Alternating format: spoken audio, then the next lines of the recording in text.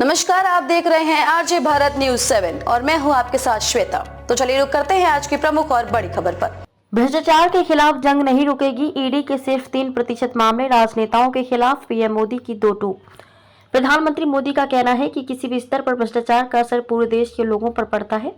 प्रधानमंत्री ने कहा कि भ्रष्टाचार को खत्म करना ही उनकी प्राथमिकता है। विरोधियों पर ईडी की कार्यवाही के आरोपों पर प्रधानमंत्री ने कहा कि ईडी के सिर्फ 3% मामले राजनीति से जुड़े लोगों के खिलाफ चल रहे हैं। एक ताजा इंटरव्यू में पीएम मोदी ने विश्वास जाहिर करते हुए कहा कि लोकसभा चुनाव में भाजपा ऐतिहासिक जीत दर्ज करेगी। अपनी सरकार की पिछले 10 वर्षों की उपलब्धि में प्रधानमंत्री ने विकास, सामाजिक जनकल्याण और इंफ्रास्ट्रक्चर के क्षेत्र में किए गए कामों को गिनाया। साथ ही जम्मू कश्मीर से अनुच्छेद 370 हटाने और राम मंदिर के निर्माण की उपलब्धियों का भी जिक्र किया। भ्रष्टाचार को बर्दाश्त नहीं करेंगे। प्रधानमंत्री ने कहा कि पिछले 10 वर्षों में उनकी सरकार की प्राथमिकता भ्रष्टाचार को खत्म करना रहा है। उन्होंने कहा कि भ्रष्ट लोगों के खिलाफ सख्त कार्रवाई जारी रहेगी। भ्रष्टाचार किसी भी स्तर पर हो, यह देश के लोगों को प्रभावित करता है। ऐसे में जो लोग देश के लोगों की भलाई के लिए खर्च होने वाले पैसे को चुराते हैं, उनके खिलाफ कार्रवाई होनी चाहिए।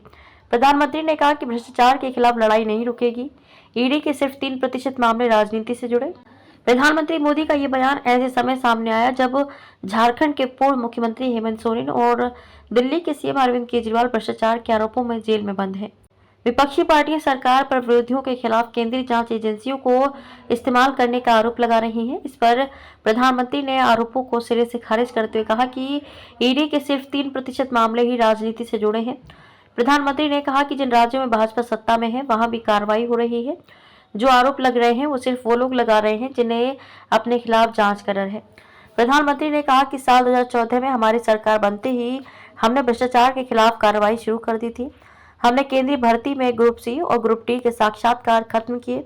हमने देश में क्लियरेंस के लिए सिंगल विंडो सिस्टम शुरू किया। हमने सरकारी सेवाओं को जहां तक हो सके पारदर्शी बनाने की कोशिश की। पिछले 10 वर्षों में ईडी ने जब्त की 1 लाख करोड़ रुपए से ज्यादा की संपत्ति। प्रधानमंत्री मोदी ने डायरेक्ट बेनिफिट ट्रांसफर डीबीटी यानी कि लोगों के बैंक खातों में सीधे पैसे भेजने के फायदे गिनाते हुए कहा कि सरकार को डीबीटी के जरिए 10 करोड़ से ज्यादा फर्जी लाभार्थियों को हटाने में मदद मिली है। सरकार ने इससे 2,75,000 करोड़ रुपए बचाए हैं जो गलत हाथों में जा रहे थे। प्रधानमंत्री नरेंद्र मोदी ने कहा कि साल 2014 से पहले ईडी ने 5,000 करोड़ रुपए की संपत्ति जब्त की थी। वहीं बीते 10 वर्षों में ईडी द्वारा जब्त की गई रकम बढ़कर 1 लाख करोड़ रुपए से ज्यादा हो गई है। 2014 से पहले ईडी ने 34 लाख रुपए नकद जब्त किए थे, जबकि हमारी सरकार में 2,200 करोड़ से ज्यादा की नकदी जब्त की गई है। कल्पना कीजिए, अगर ये पैसा गरीब लोगों के कल्याण के लिए खर्च किया जाता तो इससे कितने लोगों को फायदा होता, युवाओं के लिए कितने अवसर बन सकते थे, कितने नए इंफ्रास्ट्रक्चर प्रोजेक्ट शुरू हो सकते थे। खबरों में अब तक के लिए बस इतना ही। फिर होगी आपसे मुलाकात ऐसी किसी बड़ी और खास खबर के साथ। तब तक के लिए नमस्कार और देखते रहिए आरजे भारत न्यूज 7।